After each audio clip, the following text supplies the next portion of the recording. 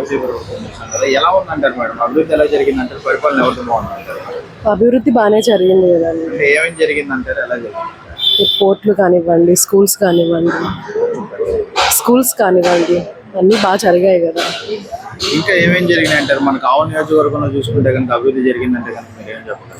ఇప్పుడు వాలంటీర్ వ్యవస్థ అంటే నేను వాలంటీర్ అని కాదు, వాలంటీర్ వ్యవస్థ అంటే ఇప్పుడు పెన్షన్లు కానివ్వండి వాటి కోసం పడిగాపులు కాస్తున్నారు. అదే మేముంటే 1వ తేదీ కల్లా అన్ని ఫినిష్ చేసుకొని ఇప్పుడు సమస్యలు ఎట్లా ఎదుర్కొంటున్నారు మేడం? మరి ఇప్పుడు వాలంటీర్ లేకపోతే వాళ్ళు ఇప్పుడు సచివాలయాల వరకు పెన్షనర్స్ కానీ, ఇప్పుడు హ్యాండిక్యాప్ పీపుల్ కానీ ఎట్లా సమస్యలు ఎదుర్కొంటున్నారు? సచివాలయ కారణం ఏంటంటే చంద్రబాబే కదండి. సచివాలయ వాటి వరకు రాలేని వాళ్ళకి వాటికి మేమే కదా ఇస్తున్నాం వెళ్ళి. ఇంకా వాళ్ళు చాలా ప్రాబ్లమ్స్ ఉన్నాయి కదా, అది కాక ఎండలు. సరే, మన కావలి నియోజకవర్గంలో అభివృద్ధి జరిగిందంటే కనుక ఏమని చెప్తారు? కానీ చాలా మంది పీపుల్ మాత్రం అభివృద్ధి జరగలేదు, మాకు రోడ్లు సరిగ్గా లేవు, సంక్షేమ పథకాలు కూడా సరిగ్గా అందడం లేదని కూడా చెప్తున్నారు. ఎందుకు అందట్లేదండి? అందుతున్నాయి కదా, చాలా మందికి సంక్షేమ పథకాలు అందాయి. ఇట్లా చేయూత కానివ్వండి, విద్యా దీవెన, వసతి దీవెన అన్నీ చాలా బాగా వచ్చాయి కదా. ఈ ప్రభుత్వం నుంచి కరోనా టైంలో సాయం ఎట్లా అందింది? బెస్ట్ కదండి. సీఎం గారు చాలా బెస్ట్ గా చేశారు కదా అన్ని. అంటే ఎలా ఏమేమి చేశారంటారు? మీరు ఏమేమి సాయం పొందారు? అంటే సదుపాయాలు కరోనా టైంలో ఎవరు ఏం పట్టించుకోలేదు కదా, మన ఇండియాలో ఉన్నంత ఎక్కడ లేదు అని కూడా టాక్ వచ్చింది. సో బెస్టే కదా.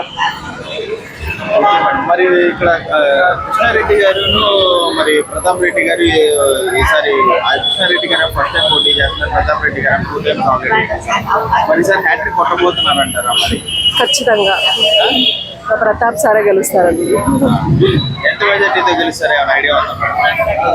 ఐడియా లేదండి. ఓకే, మరి ఇప్పుడు గెలుస్తారు. నెల్లూరు జిల్లాకి వచ్చేసి ఫస్ట్ టైం ఇటు ప్రభాకర్ రెడ్డి గారు, విజయసాయి రెడ్డి గారు పోటీ చేస్తున్నారు. మరి వాళ్ళిద్దరి మధ్య పోటీ ఎలా ఉండబోతుంది? చూడాలండి.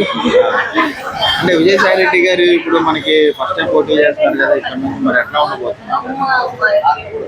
అంటే అందరికి ఒకసారి ఛాన్స్ ఇస్తే సరిపోతుంది కదా. ఒకసారి ఛాన్స్ ఇచ్చి చూడండి అంటున్నారు, చూద్దాం. మరి అయితే ఈసారి ఎవరు వస్తే బాగుంటుంది అనుకుంటారు మేడం? నెక్స్ట్ 2024 మా జగన్ అన్నే అండి. ఎన్ని సీట్లతో వస్తారనుకుంటున్నారు? ఎన్ని సీట్లతో వస్తే బాగుంటుంది అనుకుంటున్నారు? 175. 175 సాధ్యమే అంటారా? మరి ఖచ్చితంగా ఎలా సాధ్యం అంటారు? సాధ్యం అంటే ఆయన చేసేవన్నీ బాగున్నాయి కదా, అందుకోసం. మరి మొన్న మేనిఫెస్టోలో రైతులకు అందరికి అసంతృప్తితో ఉన్నారంటున్నారు, రైతు రుణమాఫీ పెట్టలేదని చెప్పేసి చేసేది మాత్రమే చెప్తారండి.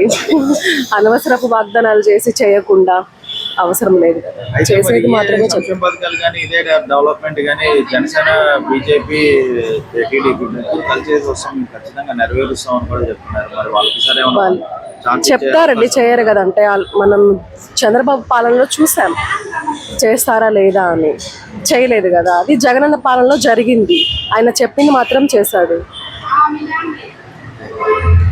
Please subscribe .news.